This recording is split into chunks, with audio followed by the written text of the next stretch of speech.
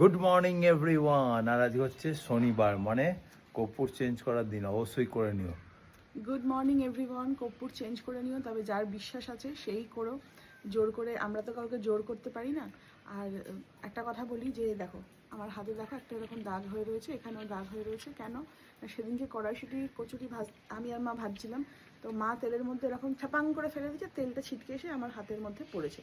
সেই মুহূর্তে জ্বালা যন্ত্রণা করেছে, জল ফল দিয়ে পেস্ট ফেস্ট দিয়েছি, কমে গেছে। কিন্তু তা বলি কি আমি মায়ের ওপর রাগ করে বসে আছি? না, মানে মায়ের সাথে আর মুখ দেখাদেখি করবো না, সেরকম না। তাই মানুষের জীবনে ভালো মন্দ সব কিছুই আসে, এটা হচ্ছে জীবন। তা বলি কি আমার জীবনে খারাপ এলো মানেই আমি আমার ভগবানের ওপর রাগ করলাম, আর ভগবানের সাথে আর কোনো রকম মানে স্পিরিচুয়াল কানেকশন আর কিছু থাকলো না।